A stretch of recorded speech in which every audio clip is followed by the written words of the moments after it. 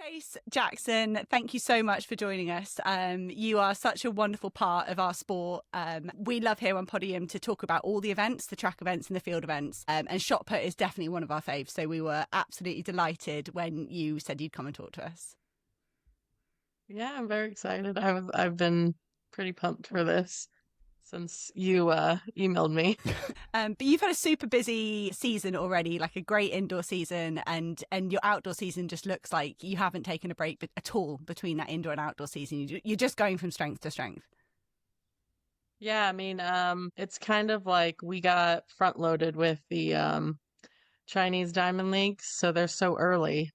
So we do that, and I think women's shot put got a little like an early going. So we got busy really early. And it's just slows down a little. But this first part of the season, I'm just like, when do I get a break? I'm so tired. But it's been an amazing start though, Chase, because Outdoor World leads, as we're speaking to you right now, and as we speak to you, you've also got 4 out of the top 5 outdoors this season as well. So you're just smashing it. So, and you seem to be doing it off of pretty much no sleep, because you seem to be in like Taipei one weekend and then you're back in Europe again. How are you doing that? Yeah, it's weird. It's the best start of my season, and I think I was talking to my coach about it, and we were like, let's just let it keep happening, you know? Like I've been training really well, so it's not like surprising or anything, but the only surprise I had was definitely FBK games because obviously I got in at midnight the night before competition, and I was like, I've never done that before. I know a lot of people have, and all the shoppers I talked to were like, that's just another Thursday, you know? And I'm like, yeah, but I've never done it. But yeah, it's been really great. I'm really excited about it. It's the best start I've ever had. So hopefully I keep going. But when you're in in form like that and every competition's going well, is that a decision you make to just keep competing? Is it a plan you made months ago, or do you just sort of strike whilst the iron's hot and keep competing if it's going well? China went well. More the latter, like China went well, especially Shanghai. I threw over 20 both times, and it was kind of like, oh, okay, like I guess I'm more informed than I thought. And so we kind of were like, oh, we have this like busy little European circuit at the beginning. Maybe we hit that, build the confidence that way for the rest of the season. And for like Tokyo, I have this confidence of like having thrown far multiple times, and it's gone well so far. So yeah, it's more so that we like it kind of started well, and we were like, let's get some competitions under the belt, like get the confidence up, like after Paris, like kind of build that confidence back, and it's been pretty good. Tell us what that feeling's like then, Chase, when everything feels like it's clicking, when you feel strong, powerful, all the movements are falling into place at the same time. Yeah, it's so good. So like right before I left for China, there was a bit of a technical change that me and Paul made that kind of came out of nowhere. It was literally like 2 days before I left. And I'm like the queen of being like, oop, I just made a really major change. No big deal.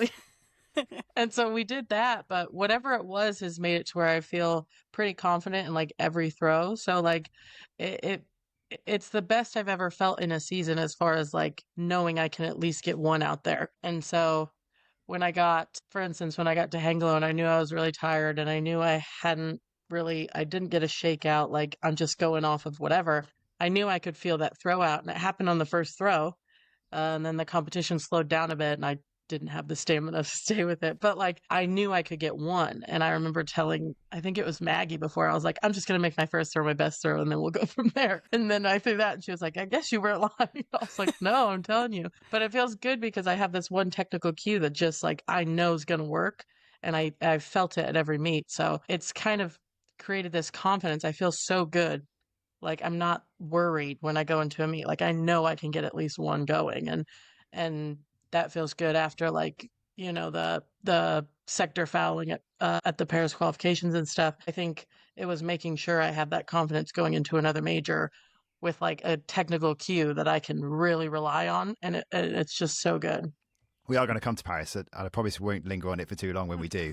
But do you have to balance then not pushing it too far, because you obviously feel in the groove and you want to keep that going, that momentum, that confidence, but you also don't want to peak at this part of the season, do you, for example? Yeah, it's trying to like, oh no, I had a burp and I down. The tech guy will note that Yeah. down to edit out. Oh, that was funny. Oh, that was so close. Yeah, so it is, especially with knowing that Tokyo's like, I don't compete till like September 21st or something in Tokyo. And I'm like, okay, that's like late. And you can only hold on, throw so far so much. But we kind of have like, I think me and Paul are really good at finding like these gaps in the season to like treat as kind of breaks. And so that's probably what'll happen like after Monaco is I have a little bit of a gap and we'll like kind of play it where I get like a nice down because it's hard to hold on for so long, and you have an indoor season and you basically start in December, to go all the way to September. It's hard to like be up there all the time. So yeah, it's balancing that, but at the same time, like I do want to throw far, like I was talking about it, I do want to throw far all season. So like I said, we just have to find the little moments in the season to bring it down. And I'm curious, when you look at a whole season like that and you talk about these breaks, is it to top up training and maintain strength or build strength, or is it emotional as well that you need to just go and get away from everything and settle down?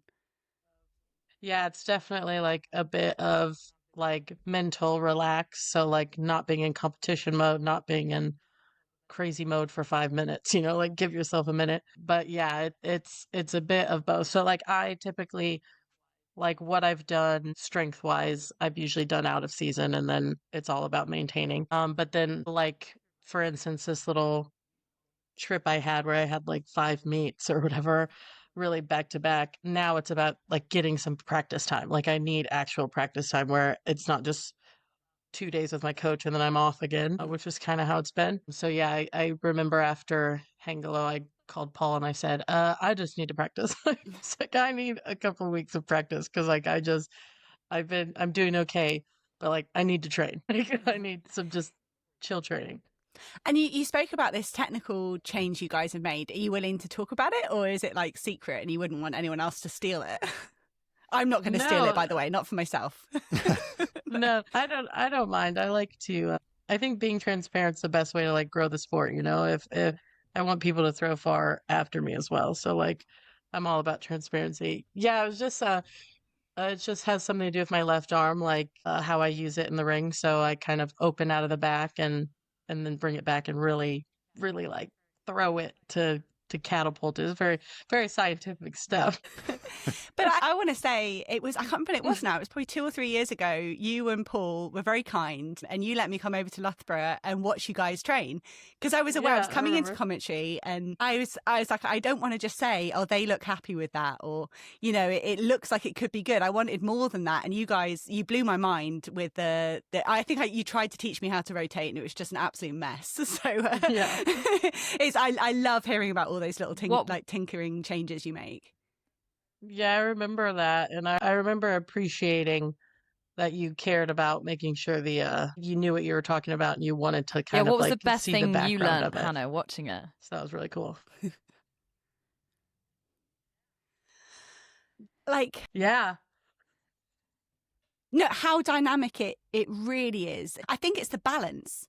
Because you sort of, I was like, I would say my physical literacy is okay. Like I did all my drills. I did lots of kind of lifting in the gym that I think was quite technical. But to spin like that, to rotate around whilst maintaining your balance, whilst hitting your timing perfectly. I know it's hard. And that's why I wanted to come and see it.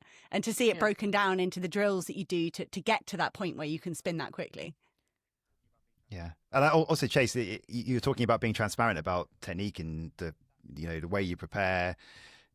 That seems to be a really big thing that you're keen on doing in terms of opening up the sport for more people, for young girls, making it a place that they want to aspire to be. And that's really helpful, isn't it? Using these kind of platforms, your own platforms, to tell people what you're doing, why you love it.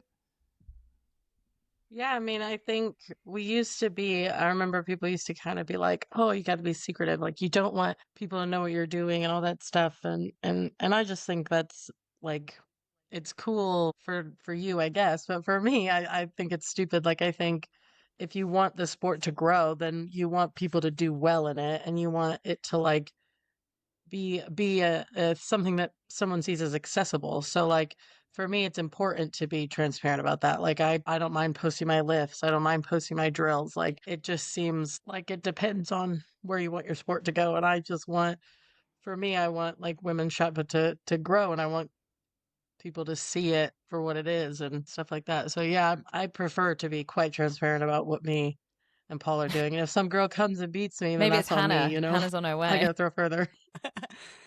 I mean, did you guys see any potential at all in my shot put abilities? For sure. There's always potential. She is lying. But no, you talk about that, trying to raise the sport and the quality of the sport. Like women's shot put is stacked right now. And it's not just one training group. It's not just one nation. There's so many of you doing well. Like why do you think we're in this patch of super competitive like female shot putting? Well, it's funny. I think it's because like we're getting the rotation down. So if you look at like, I don't even know. I think Doha might have been the first Worlds where it wasn't majority gliders in the final, which that was not that long ago. It was like 2019. But for men, I think that happened like a decade before that, or maybe even earlier. So I think it has to do with that. Like I think we've learned that the rotation is kind of like the superior of the techniques, and physics just tells us it's better. And I think we're just now kind of figuring out how to make it work for women, because I don't think it's the same technique as the men. Like I think you can especially tell in the differing between just us. So like if you look at all of the girls, like, and if you watch us all throw in a row, like a keen throwing eye could tell like pretty much all of us throw very much differently, very different techniques. So I think we're starting to kind of figure out what a woman needs for rotation. So because you're still figuring that out, are you talking to your fellow competitors relationships are about that? Are you sharing tips to each other? Because I know a lot of you sometimes, depending on how close your relationships are, there's a fantastic camaraderie generally in field events. I'm not saying you get on with everyone, but you do see often little tips being given, maybe just give that a little tweak. I noticed that you're very good at doing that to each other.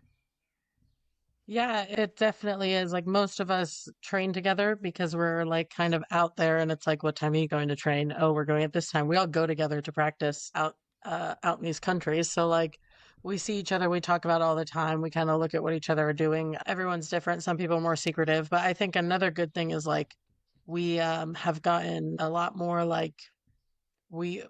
lot more info too, like with talking with the boys. So the boys I think are a lot different now as well, where like we're getting overlapped a lot more. Like we train together more in outside of competition. So for instance, like Ironwood is coming up, and I think a lot of us shot putters are going to be together, boys and girls, and I think it's really boring and lame, but when we do sit there, we'll be at dinner or whatever, it's like always talking shop. Like we're always talking about throwing, we're talking about training, we're talking about like, and we're just talking, and I think it's so lame because we never talk about anything else. Oh, Chase, but, you want to like, sit with some endurance runners? Like, I promise it's more boring than right. whatever you guys talk about. You're like, what do you think about this? Like, how many times will we, like, and I think that's good. Like, there's becoming this overlap of like information is like starting to kind of spread, and you take bits from here, take bits from there, and I think it has a big thing to do with just like all of us kind of getting a more the knowledge is spreading. You know, like I said, and that's important. Can I just ask about you changing the image of the sport, really wanting to make sure that it is much more an aspirational place for people to be? I've seen you describe it once, the shot put, as being associated with Miss Trunchbull, but being picky. A father of a 5-year-old who loves Matilda the musical, the lyric is English hammer throwing champion 1959. Although I think in the film, I think she was all of them. But I see how you're trying to change it. Yeah, in the film, it's the shot put, javelin, hammer throw, or whatever, when she's throwing all this stuff. Yeah, I think there's just like I don't know, there's like a misconception about like the throws in general when it comes to track and field. Cause like I've talked about it before, but like when we walk in, there's meets I've walked into and you just don't get the same like respect, you know? So I think we're kind of trying to earn that and you know, not be the Miss Trunchbulls, you know, when you Miss say Honeys. When you say you want to be more than Miss Honeys or more than Miss Trunchbulls, yeah. When you say a lack of respect, do you mean from the crowds, from organisers, from other athletes on the track? I wouldn't even, I'd say the crowds is like the last people that I would say. It's kind of like the other athletes, and I don't think they mean it, but it's kind of like the running gag of like, oh, well, like anything physical will be a thing. And they'll be like, well, you guys are out, and you're kind of like, no, probably not, but sure, thanks, stuff like that. And for sure, like organizers, they mess with the field events first. It's like, oh, things are taking too long, so let's cut down and do the 5 throws with the 6 or the this and then that. And it's always something. And I'm like, shot put takes like 30 minutes. Women's, the men take forever. Ignore them. But women's, it goes by so fast. So I'm like, stop messing with us. Just leave us alone. Like stop bothering. But crowds, I think, especially in Europe, like in Germany and stuff like that, we never struggle in pulling their attention. Like I was just in Hengelo and we had that whole half of the stadium pretty much focused on us. So yeah, it's just trying to build like the respect for us as athletes. Like I'm an athlete. Stop pretending I'm not. Stop pretending I just eat food and walk in. Like that doesn't happen. We saw Carsten Warholm and Mondo Duplantis do that 100. And that was a bit of that kind of like, you think you're better than me at that. What would you the go? Field athlete. Yeah, smoked the track athlete. What would you go and challenge another athlete at then to show that they are not giving you guys sort of the respect you deserve, apart from throwing a shot put, obviously? Right. Our thing is like, I'm so mean when it comes to it anyway, though, like with obviously I would never challenge I'd challenge a distance runner to something, but a lot of the things, issue is like, I know that like in some capacity I can do what you do, but in no capacity can you do what I do. You know what I mean? No, that's very fair. That's very fair. Yeah. But I wouldn't necessarily do another athlete, but I do want to race one of the boys. One of the shot put boys, because I think I could smoke one of the boys for sure. And they say no, and I'm like, I don't like. I was a sub, like they don't have it on my World Athletics page, and it makes me mad. But I did run 11.9 in the 100, and I think in a 60 I could still smoke one of the shot put boys, and none of them think so. And I'm like, I think they really are underestimating how bad I would smoke them. Maybe we should be lobbying. I'd gladly do it. Yeah, we should be lobbying World Athletics to make sure that statistic is on your profile as well. I think the 11.9. Yeah, I'm like, I did that at a meet of champs. I did it, and it was 11.7 on the clocky, but on the laser time it was 11.9. So that affects me. 12.2. For those that don't know, Chase, we know that you did start as a sprinter. So how did you find that transition from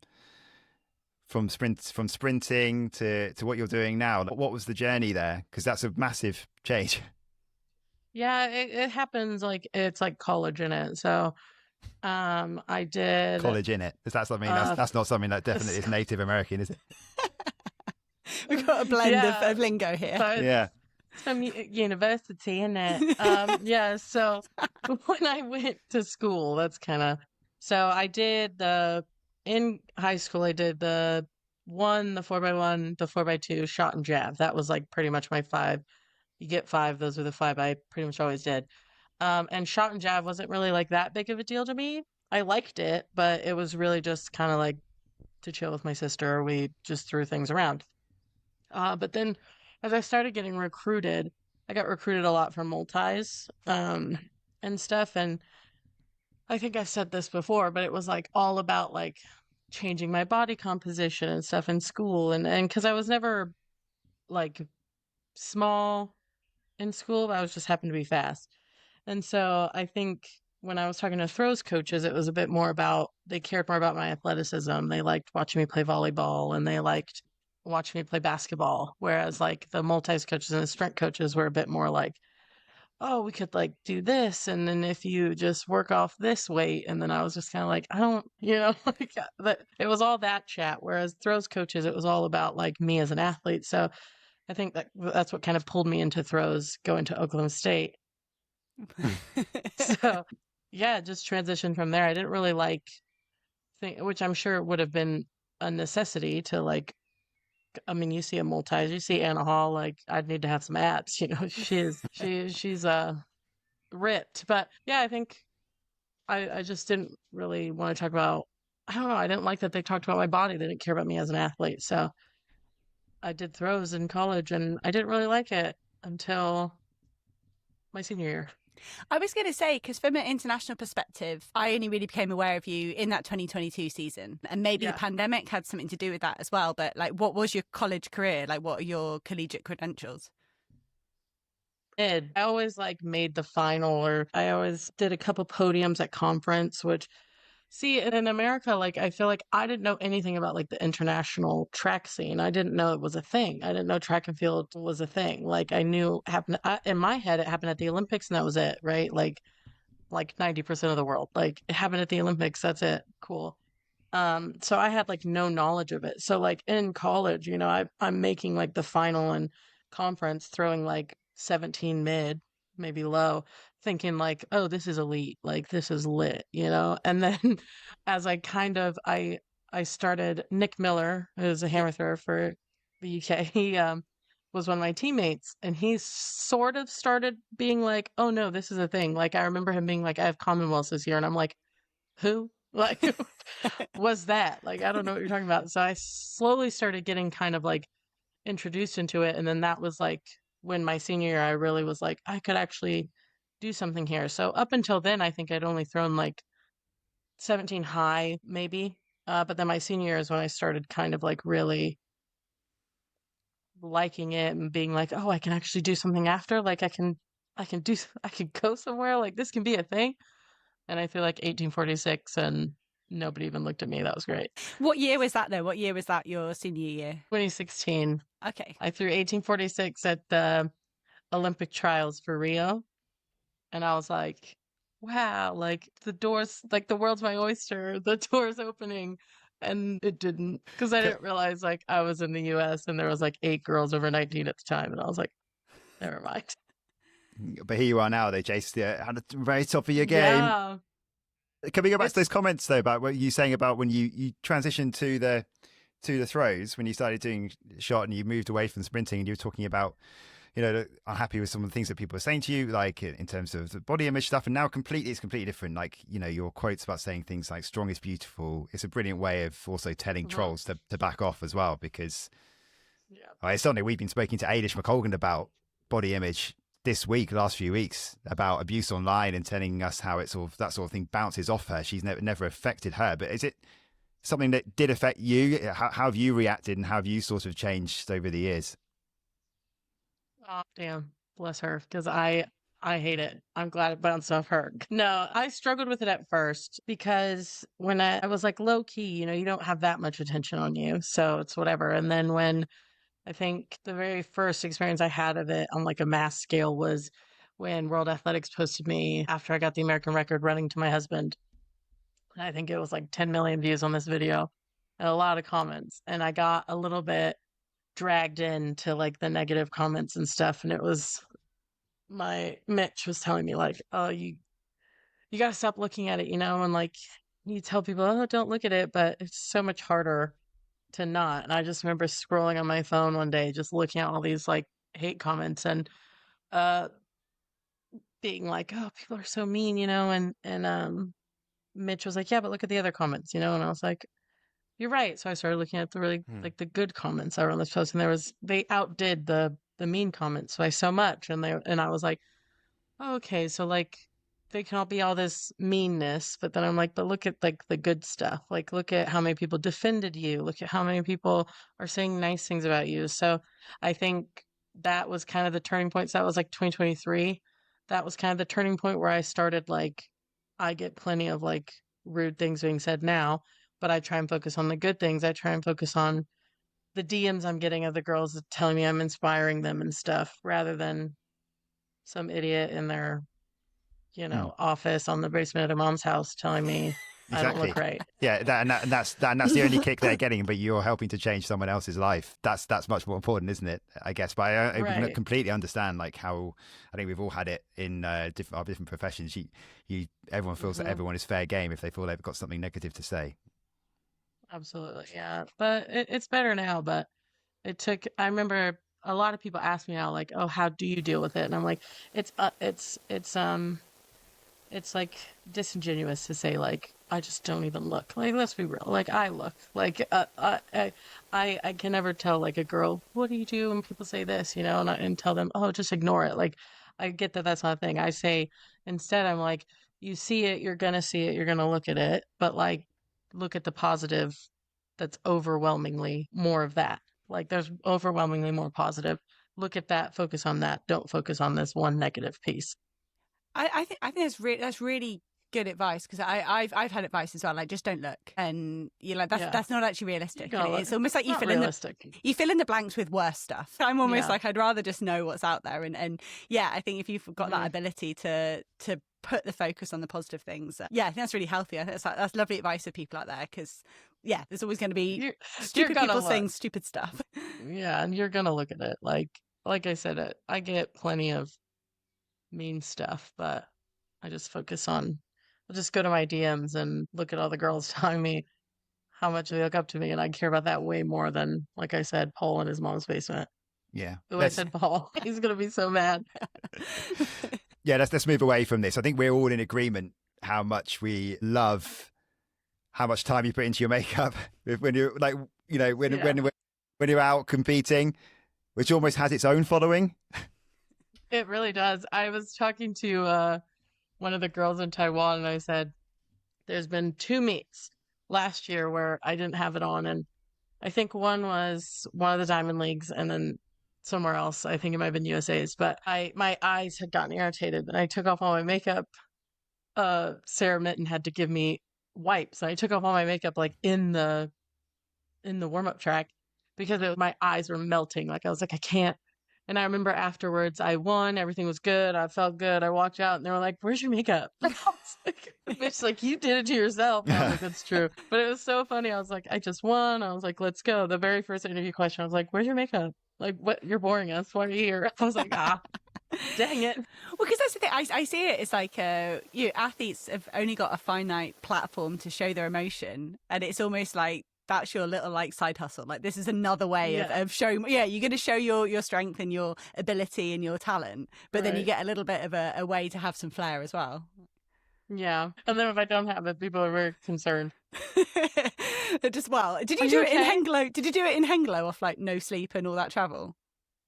Yeah, I remember priorities, man. Like, sleep or get up and do your makeup. Yeah, I woke up, and I think it was like, I don't even know. It was like 10, but we went, or 9, and we went to breakfast, and I was talking to the girls, and they were just like, "Oh, what are you gonna do?" And I was like, "I don't know. Like, I got here and went to sleep. Like, I just woke up, and I have like 20 minutes, so I probably need to start doing it." But Maggie was sitting in my room on Pinterest, like trying to think of ideas, and it was pretty funny. But yeah, I ended up doing something. I don't even remember what I did. Is it part of sort of dealing with nerves or anything? Because it's a lot of time to kill on the day of a meet, isn't there? And everyone's got different tactics and how to sort of manage those emotions and build yourself into a competition. Is it part of that sort of pre-comp routine? 100%. Like, if I didn't, I would be sitting there like shaking, thinking about the meet. Like, I'm such a head case anyway. So I remember when I first started doing it, was actually, I always had like some makeup, but it was never a big deal. Like, it was just like every other makeup that's out there, like little eyeliner, whatever. And I think FBK Games in 2022 is the first time I did like a little bit more, and that was Mitch's idea. And I remember he was like, "You want to do it, just do it. Like, I know you want to." Like, I think he was just tired of me doing it at home and then wiping my face off and going to bed, like, he was like, "Do it somewhere else." So he was kind of like, "Oh, do it." And I remember I did butterflies, and I remember sitting there and like really focused on it, watching videos. And I just remember that meet, like, when I went out there, I was like, "Oh, this is like way more relaxing." Like, I wasn't stressed for the past like 5 hours. I was kind of just chilling. And so it did 100% like start becoming a thing where I'm like, "Oh, I don't have to sit there and be mental for like 8 hours and be like, oh, you got to throw far." So, a couple hours, you better be throwing far. Now I'm just like that song, the meme's like, "I'm spinning like a ballerina." You know what I'm talking about? Like, that's my brain now. Like, I just painting my face. Nothing's noodling around up there. You're talking about how you had to sort of take it off in a recent meet, but how does it usually stay on? Rain, sweat, just generally? I mean, surely that would just usually just come off. Is it something special? It's because I use a drag queen's brand. Because right, okay. Secrets are out. I'm just saying I use the Trixie Mattel stuff because it's waterproof and everything, because drag queens be up there with all that makeup, singing and stuff. How do you think it stays? Waterproof, baby. And I have a fan. I don't know if you've ever seen me with my fan. That's like Yeah. blowing on my face. I'll be like drying it. Just me re-drying my face. No, I love it. And you've spoken a couple of times already, well, a few times, about Mitch, your husband, and your coach, Paul Wilson. Both of you are Brits. And I can't quite understand, or still don't really understand how you ended up married to a British guy, coached by a British guy. Like, how did you get here? I know. So weird. Yeah. So when I came out for a training camp in 2022, Paul was at Loughborough coaching Scott. And they just happened to be there for like a couple days. Like, it was just perfect timing. And he was just kind of like, can I give you some pointers? Because my coach at the time, it was when he would be in bed in America. And I was like, yes, please. Like, I was throwing, like, if anybody's seen Loughborough, it's like upstairs and downstairs is like where the pole vault is. And I was like hitting the fence to like basically threatening pole vaulters' lives like every day. And so I was like, oof, I need help. So he asked if he could help, and I said, yeah. And then it kind of, from then on, I'd call him on the phone and stuff, and he'd video chat with me, and then he kind of was like, do you want me to be your coach? And I was like, yeah. And so he became my coach.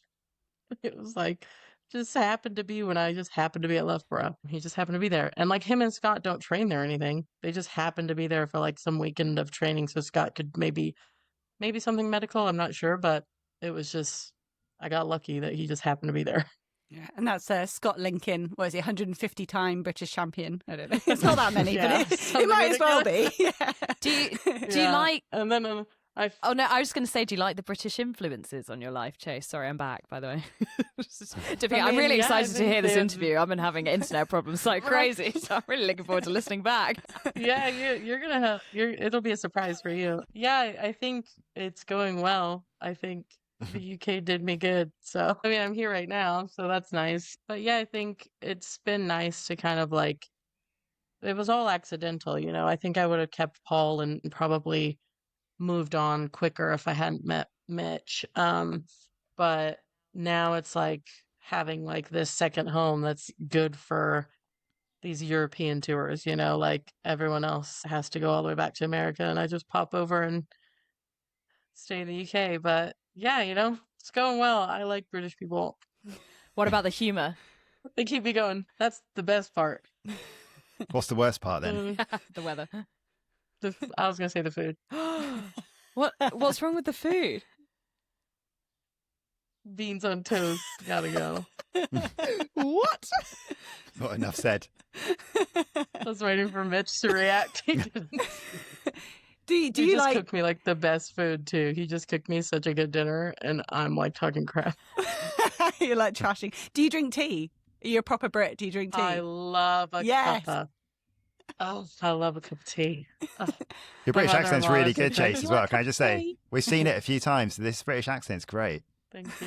You'd I've like been an working on it alter- for 3 years. Yeah, you need an alter ego, like with your British I accent, know. alter ego. I do need one, don't I? Oh, babes. Nope. No. He's gone. He's too traumatized by what you're saying about beans on toast. He's like, I'm out of here. I said beans on toast. He was like, how dare you? I remember because we just bought a house in the US, in America, as you guys say. But we bought a house there, and he was like, oh, I want a midnight snack. I'm hungry. And I said, okay, cool. So he's in the kitchen, and I'm like in the other room, and I come out and I'm like, what are you eating? And he had 2 jacket potatoes covered in tuna and sweet corn. And he had the audacity to be like, you want some? I said, keep that in the UK. Why is that here?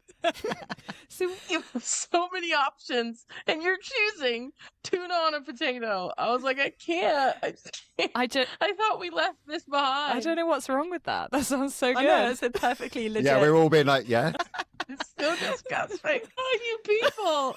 Everyone else listening is on my side. I just want you to know. That's not Okay. British. We're all wrong. You guys are like, what? And Basically, yeah. Yeah. Like, what else are we Say some- a adding? mound of tuna on potatoes. Oh, Yeah, with God. mayonnaise as well, yeah? Absolutely. Of course he did. Yes. Chase, I'm going to go serious for a believe bit. you. I'm going to get this out the way as well, just very quickly, because it's about the Olympics. Just quick, we have to address it. But it was a difficult competition for you. The tech guy's killing the mood. Oh, right, here we go.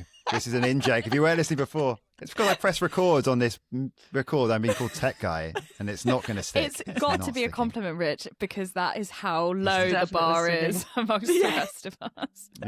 Yeah. Katie's been missing for like half the podcast. She's got no. Yes, it's not going very well, is it? So anyway, there was a very public build-up to your competition because of the kit issues and everything like that. So there's a lot more attention on you as well. How do you look back at Paris now? It was hard at first, but I think I've said this a million times, but like, you got to be a goldfish in this industry. You just got to get over it. Like, you got to have a very short memory. So yeah, I look back now and I kind of use it as more of like fuel for the fire, kind of like, it's hard, like going in, and I'm glad I went and I'm glad I had the opportunity, but like, I think it was a little more than I thought it was going to be. So like, the pressure of being one of the favorites and stuff, I think it was just a little bit more mentally taxing than I was ready for. But now, I just kind of look back and I just kind of have the like never again kind of ideal of it. Like, I just don't want to go through that again. So me and Paul worked on, I put myself in fake situations. We say, oh, okay, it's Tokyo. You have 2 fouls in the qualifying round. Like, what are you going to do? And so I put myself in those mental scenarios now and stuff like that. But yeah, so it's trauma, but get over it. Sorry, Hannah, I know you want to jump in, but just very quickly, just on that. I mean, I've literally, just before this interview, watched a video of Andy Murray, who talked about how he used to, before every match, write down all the things that could go wrong. And then he would work through the scenarios of how to deal with that before he even hits them. Is that something that you maybe have done or looked to do and taken going forward? Kind of, in a sense. I think mine is more so like I put myself in those situations like at training. So like just on Wednesday, I was throwing, I had, I think, the best training session of my life on Wednesday, and it was amazing. But one of the situations is like, Paul will just like come up to me and he said, oh, it's the 4th round and Sarah just passed you. She threw 2052. And I'm like, oh, okay, dang it, And he'll be like, okay, so you have 2 rounds to throw 2052. And I'll be like, oh, okay, fine. Jeez. Like, and like in that moment, like I have to do it. So it's never a planned thing. Paul will just be like, oh, this just happened. Oops. And I'll be like, oh God, what do I do? And he'll be like, oh, you have to sit now. Like, I'll get in the ring and he'll be like, oh, get out. You have to get out now. Something just happened. And I'm like, oh, there's 100 meters so is about to start or something, or you got it, national anthem. They pulled you out of the ring. Because like, and that kind of stuff happens. Like in Doha, my very first world championships, my first throw didn't register. So I threw a throw and then it didn't register. It was a whole thing. There was like and then like randomly I went in the middle of some other people throwing. They were like, okay, now go throw again because you need a mark. So then I threw. I remember that happened, and then I came back and then I had to throw again. It was a whole thing. And so like, I think being ready for that kind of stuff is good. So we just kind of like, I think even if you don't train for the exact things that can happen, if you just train for like things not going perfectly, that's all you need. Like, you just need to train your mental and your ability to kind of like just address anything in the moment. Can you replicate it though? I find that fascinating. Like, even if they're trying to, your coach is trying to throw you off and he says you've got to produce, 2052 in the next 2 throws. But if you don't, then the repercussions in training, they're not there in the way that they are in competition. I'll tell my adrenaline that, because I'd be... So it does spike I'd be getting... in those moments for you. Yeah, I think because I've been there so many times now. Like, I've been to like 5 majors in like 3 years. So like, I can feel how it feels, like when you're like, oof, like I can definitely feel it. I don't think it's obviously perfect, but I always manage to do it. So there has to be some part of it that's definitely in my brain, like, oh, hell no, Mm-hmm. I'm about to throw far. Mm-hmm. Can I take you back to what you said about going into Paris as the favourite? Because you would have gone into Budapest as the favourite. and that didn't seem to weigh so heavy on you. It seemed okay. And It's the Olympics, Hannah. Yeah. Why does it thanks. Why does it feel so much? Is it the multi-event aspect? Is it the attention, the bigger attention, focus on the sport and everything like that just makes it so much harder to compartmentalize? I think it was like the pressure of like, because in that moment, like with the Olympics, that's when like all eyes, like obviously worlds and stuff is huge, but like the Olympics is like that's like the whole world's like watching now. So I think there was pressure on that. And yeah, man, for some reason, like I don't even know. I didn't necessarily feel it in the moment until after. Like afterwards is when I realized like I definitely lost my head. Like, but before that, like the training in the back in the warm up track and stuff, like I was throwing 20 meters like out back. Like there was nothing telling me that it was going to go bad. It just went bad. But yeah, I think part of it was just that Olympics lure, and like with what happened to me in Tokyo, I think that probably played a role, like not making the team and stuff when I was like geared for that pre-COVID. I think I may have put the Olympics on a bigger pedestal than I should have done. And you've already spoken about like the disrespect from other disciplines, and I'm going to share what I used to think when I was an athlete, that you guys get 6 chances. Like, surely that's easy. Like, surely you can go out there and you've got 6. And I know I probably didn't appreciate 3 or you get cut. That you've got multiple chances to figure this thing out. And I used to feel like that was easier than going to run one race. But yeah, I think like having a closer look at you guys, like it's really hard to deal with that, the whole structure of a field event. I think like it balances, and like the difficulty of like you get one shot like on the track. Like for us, it's I have like 6 chances, but so does the girl who's up my butt. Like I can be in first until the 5th throw, and then I could lose everything in one round of throwing. So I think that's where it balances, like in the difficulty of the one chance. Like the problem is all of us have 6 chances, or even 3 to make the final, and then we all get 3 more. And the problem is that the second best also has those 3. So that's where it's like ours is difficult in that respect, the same as it's difficult where if you fall or whatever on the track, it's over. Which is terrifying. Yeah. Like fouling out. Yeah, it is terrifying. But no, I feel like it's hard for you guys. I watch as a spectator and a fan. It's like if the rhythm's not there in the first 2, how people, that's where you can see the real professionals, the real experienced athletes pull it back from nowhere when they can tell it's all going wrong. And yeah, how do you build that skill of being able to just switch off in the previous attempt and push on? I think it's just like I said, with what I'm doing right now, it's coming from what happened at the Olympics where I had 2 fouls and I'd never dealt with that before. So it wasn't something I felt like I had the ability to like deal with in the moment, when in reality, like if I had just like not been mental about it and probably thrown, I would have been fine. But now for me, it's about, like I said, like way earlier on in our conversation, is that for me, it has a lot to do with building the technique now. So like I have this one part of my technique that I've worked so hard to like perfect, so I know that will go right. So that it's honestly like something I never dealt with before. And now that I dealt with it in Paris, it's something I've addressed. And by addressing it is finding a consistency in one thing that I know I can do right every time. And that's kind of like where I've built my confidence in that. It's kind of like when I watch jumps, horizontal jumps, and they have 2 fouls, and you're like, oh my gosh.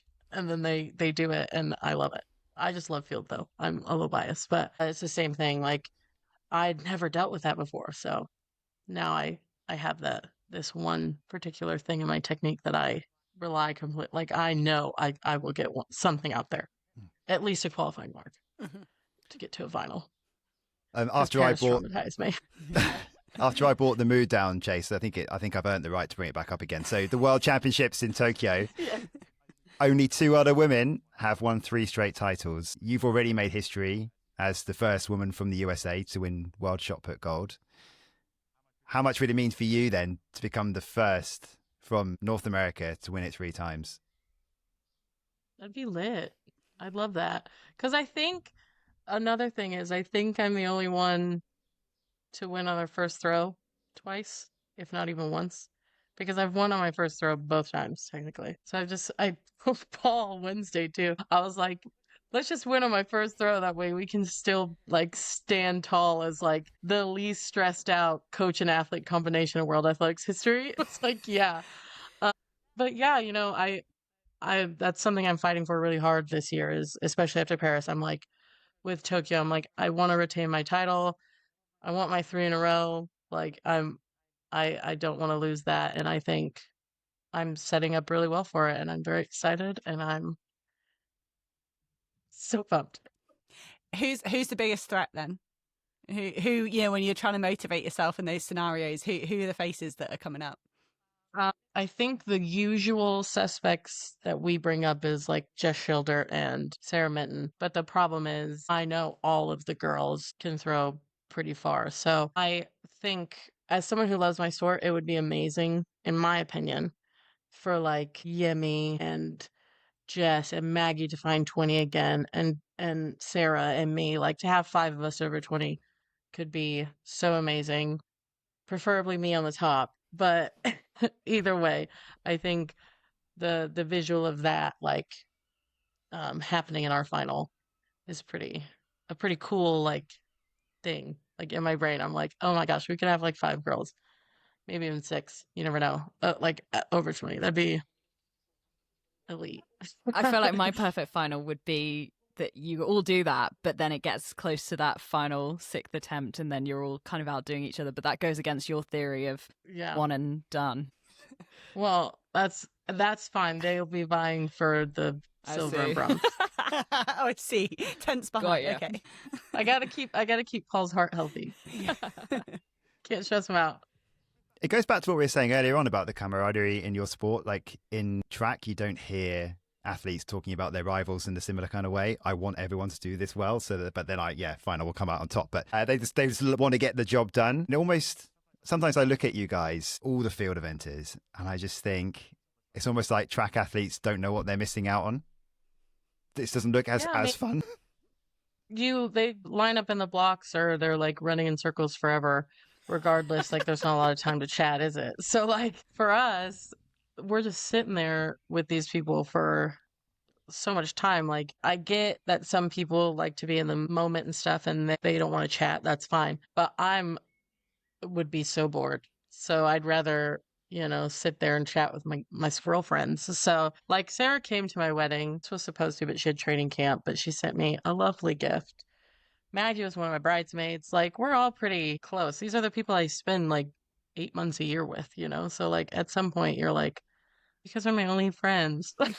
No, you guys are my only friends. But it makes it nice, like, because we all like support each other, And I think, like I said, whether or not I tap Sarah on the back and say good job isn't going to change whether or not like she beats me if I didn't do that or not. You know what I mean? So, like, what's the point in being lame? Like, what's the point being mad? I'm not in the mood. Chase, we've been getting I'm gonna start that bit again. Sorry, that's my fault. I didn't do it. We're good.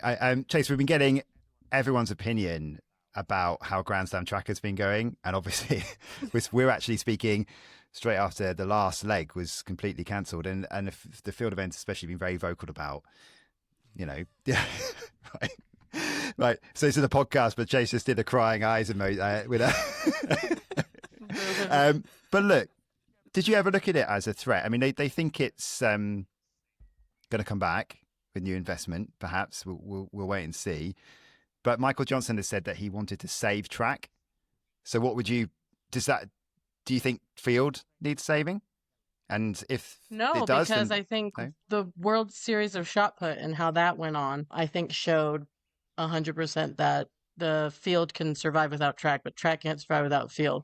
And the problem is, like, when I watch and when I've heard people talk about it, the issue is that 12 minutes of dead air, that is what is filled with field events in the Diamond League and all that. So, like, what you're deeming, like, us as less than, and then you found out the whole point of why we're here, instead of people being like, how, like, what am I supposed to do for 12 minutes just staring at nothing happening, right?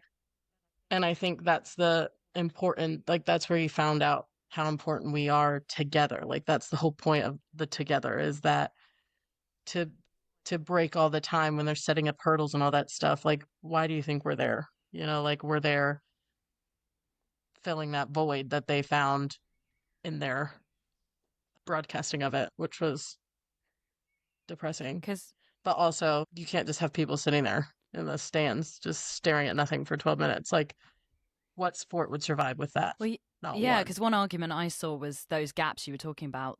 That was being utilized by building up to a race. And they said in track and field, we never have build up because everything's always going on at once. But you're right, from a spectator's perspective, I'm not really sure if that brings anything at all. It doesn't. No, you could have the best MC out there and they're not going to be engaged for 12 minutes.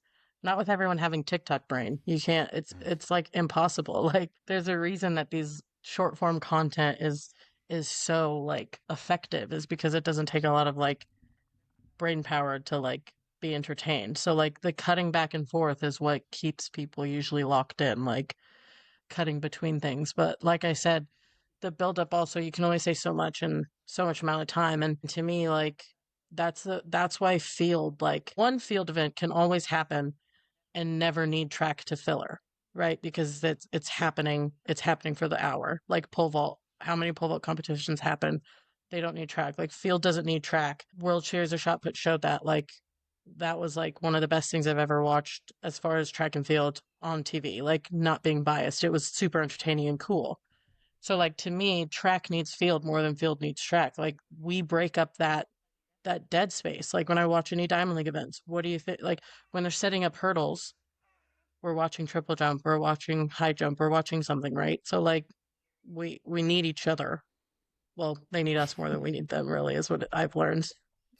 Sorry, Katie, go on. Would you want to see field events taking more center stage, as like you've described it there, as they're fillers, but there's so much going on. There's always a narrative, you know, whether it's an hour and a half. Would you rather see that take center stage and move away from track, or you very much see the future of those joined together? No, because I'm not an a-hole and I want my sport to grow altogether, unlike them, where they're talking about like track and stuff and they just abandon us. Like I think I like all of it. I want track and field to be good. Like even though we can survive without them, I didn't say I want to. Like I want all of it, like to grow and stuff and for us to figure out how it all can work together. But like I have seen where they've run pole vault and like next to us and we've done shot put in Zurich, or even when they did high jump when we're in Zurich and we take up this tiny little bit of space in the city center and there's like however many people around. If you're telling me like we couldn't monetize that and do something with that, it's like obviously we could, because it was we would throw, they would jump, we would throw, they would jump. There wasn't any breaks for 30 flipping minutes to set anything up. So yeah, I think we could, but I don't want to. I want the sport. I want us to figure out how to make the sport work, all of it, you know, not just one or the other. Do you think it's in a good place at the moment, generally, Chase? What needs to change? I think honestly it's getting better. Even from when I first got onto the circuit, I think it's starting to get better. Like I think what's helped is better what do you call it? Commentating is getting better. The Olympics was atrocious in some of the events, but it's stuff like that. Having the knowledge from commentators, I think, helps. So like just knowing what's going on, right? So like a good example I think was just like the amount of people, if you look at the men's shot put from Eugene, like just having me there and like knowing what was going on, I think helped a lot of people understand. Like I was able to talk about the boys like and what they had going on. And I think that's helped because we've had the commentating has gotten a lot better. Like we know what's going on. I'll be watching an event. And I'll be like, oh, I didn't know that about this person, or I didn't know that was happening in their training. So I think it's definitely getting better, and that's one of the reasons. Like better like MCs and stuff in the stadiums is it's getting better. So yeah, I think we're still definitely not in the where we could be, but it's definitely getting better for sure. Because my final point about this, and it's a bit more serious, I guess, is that we spoke to Christian Taylor, and he was very much saying the same thing. It needs to exist all in as one, because actually, if it continues to splinter, the IOC will look at it and go, okay, fine, we'll take some of those places away, because we know that the Olympics only has a certain number of athletes that there can be at the games. That's the sort of limit, the total, and it splits among sports. They'll just say, okay, well, we'll take some away from athletics and we'll give it to someone else. And that's a danger, isn't it? It has to be, it can only survive. We think this anyway. This is why we do this podcast, why we love this sport. We love all elements of sport, from track, field, roads, cross country, race walking. It has to exist as one to survive, right? Yeah, that's 100% like the case. And so like when I heard Grand Slam track and stuff, like to me, for some of like the people I know that participated in it too, I'm like, you're just kind of like, if you want to kill our sport faster, like you're doing it by splitting it, because it's just like you said, like you could pretty much, I would say, if they could take things out, you know, you're kissing triple jump goodbye, you're kissing long throws for sure goodbye. Distance events are going to be some of the first to go as well. Like outside of middle, like you're really killing it. If they wanted to cut it, you're opening up that opportunity, and so many events would be just murdered so fast. It's good coming from like people who aren't in our situation. We need people who are in that, the sprinters and stuff, to say more. That's the problem, because they're all the faces, aren't they? It's never us. Ryan Krause is like the elite of shot put, and he barely is out there like that. Chase, I think we've taken up enough of your time, so we'll leave it there if that's okay. Thank you so much for that. I was like, that's quite a harsh note. That's a bad place to end. What happy question can we ask you? Oh, God. Yeah, I was trying to think how we can do it. What are you having for dinner? Beans on toast? I think track and... Yeah, enjoy your beans and toast. Not funny. No, I think track and field is a beautiful sport, and when we figure it out, I think if we figure out how to broadcast it just right, I think people will love watching it, because I love watching it. I watch it a lot. I think it's amazing. I watch all of it, all of them out there, except Grand Slam track. I didn't watch that, not gonna lie, but I do. I watch track and field. I think it's so fun to watch. I think if we can get more people to see that, it'd be great. Track and field is great. Woo! And field. Field.